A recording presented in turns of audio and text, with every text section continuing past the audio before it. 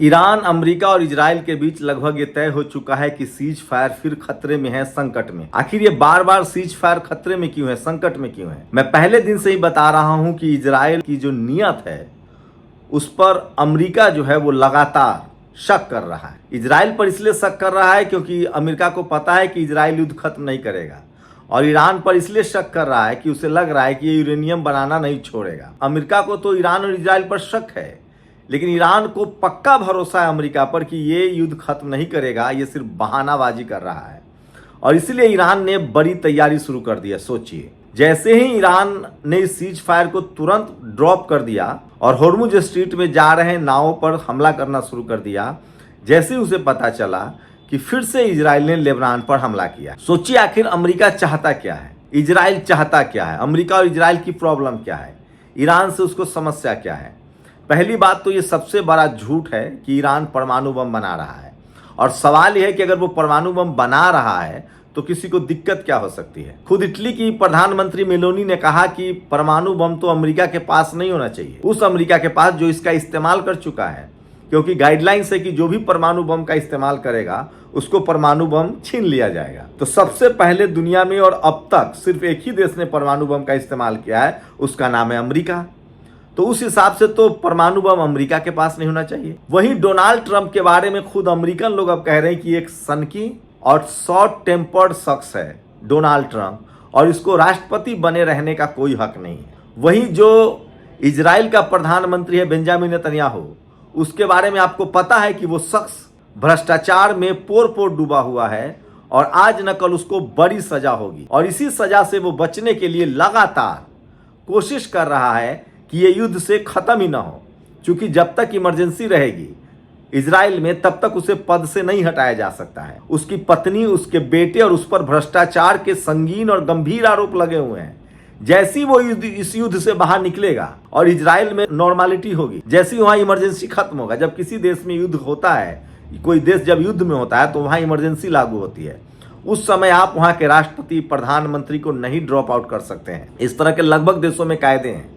इसी का फायदा बेंजामिन नेतन्याहू उठा रहा है, और उसकी कोशिश है कि वो इस्तीफा न देना पड़े, उसके खिलाफ कार्रवाई न हो, उसके खिलाफ कोई सुनवाई न हो, उसे जेल में न डाला जा सके।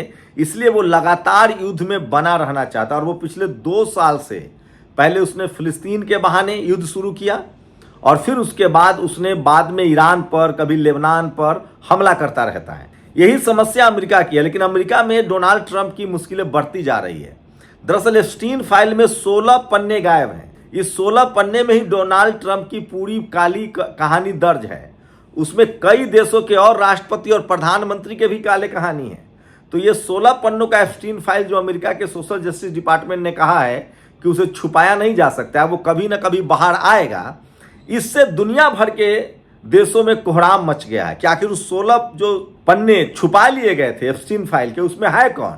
डोनाल्ड ट्रंप तो उसमें पक्का है, क्योंकि उसकी पत्नी ने भी कहा है कि एप्स्टीन फाइल के दोषियों को तो छोड़ा नहीं जाएगा। अब एप्स्टीन फाइल पर सुनवाई तभी होगी जब अमेरिका युद्ध से निकले, क्योंकि अमेरिका युद्ध में है, वहीं सीज फायर है। अमेरिका के एक बड़े जानकार ने कहा कि आखिर इस युद्ध से अमेरिका को मिला क्या, अमेरिका ने यह युद्ध क्यों शुरू किया, और अमेरिका का इस युद्ध से निकलने की प्लानिंग क्या है। सोचिए, अमेरिका की सारी प्लानिंग पहले दिन से फेल होती रही है। सोचिए, युद्ध ये इसलिए शुरू किया गया था कि डोनाल्ड ट्रंप को लगा कि उसने वेनेजुएला के राष्ट्रपति को किडनैप कर लिया है। अब वो जब चाहे, जिसे चाहे, दुनिया के किसी देश के राष्ट्रपति, प्रधानमंत्री को सत्ता से हटा सकता है। पहले तो उसने ईरान में प्रोटेस्ट और प्रदर्शनों को भड़काया, हथियारों की सप्लाई की, पैसा दिया, लेकिन खामनेई के खिलाफ कोई बड़ी बगावत नहीं हुई। उसने दुनिया भर में मीडिया के जरिए दुष्प्रचार किया।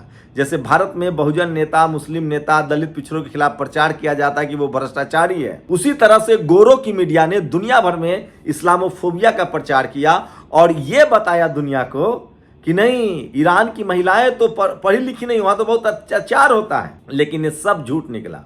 इस तस्वीर को देखिए, खामनेई है जिनकी शहादत हो चुकी है। इस शख्स ने ईरान में 95% लिटरेसी पहुंचा दी। पीएचडी वहां कम से कम योग्यता मानी जाती है। 10 लाख महिलाएं वहां वैज्ञानिक हैं। अब बताइए कौन दकियानूस हुआ? लारीजानी, जो उनके रिश्तेदार भी थे। क्या शानदार देश बनाया है। ईरान के मिसाइल्स, ईरान के ड्रोन भारी पड़ गए अमेरिका पर। अमेरिका के युद्धपोत तबाह हुए। 16, सोचिए, 800 सैनिक अड्डे हैं दुनिया भर में अमेरिका के। 10 देशों में, खाड़ी देशों से अमेरिका का बोरिया बिस्तर बन गया। ईरान अकेले अमेरिका से नहीं लड़ा, इन 10 देशों से लड़ा है। सीरिया से लड़ा है, जॉर्डन से लड़ा है, सऊदी अरेबिया से लड़ा है, संयुक्त अरब अमीरात से लड़ा है, ओमान से लड़ा है, बहरीन से लड़ा है, सीरिया से लड़ा है, इराक से लड़ा है। ये तमाम देश, कतर, जॉर्डन, इन तमाम देश जो अब तक अमेरिका के पिछलग्गू थे, इन सबको उसने आज़ाद करा दिया। सब देशों से अमेरिका के ठिकाने खत्म हो चुके हैं और यही बात अमेरिका को रिस रहा है। डोनाल्ड ट्रंप को भरोसा ही नहीं हो रहा है कि उसके साथ क्या हो गया। दुनिया भर के देश उसका मजाक उड़ा रहे हैं, फब्तियां कस रहे हैं कि ये कौन सा सुपर पावर था जो एक ईरान के सामने नहीं टिक पाया। और ईरान को देखिए, उसने इजराइल पर भी हमला किया, अजरबैजान पर भी हमला किया, उसने जहां जहां कहा वहां वहां हमला किया। उसके बाद अमेरिका के युद्धपोत तबाह हुए। अमेरिका का कोई ऐसा जेट नहीं था जो इस युद्ध में नहीं गिरा।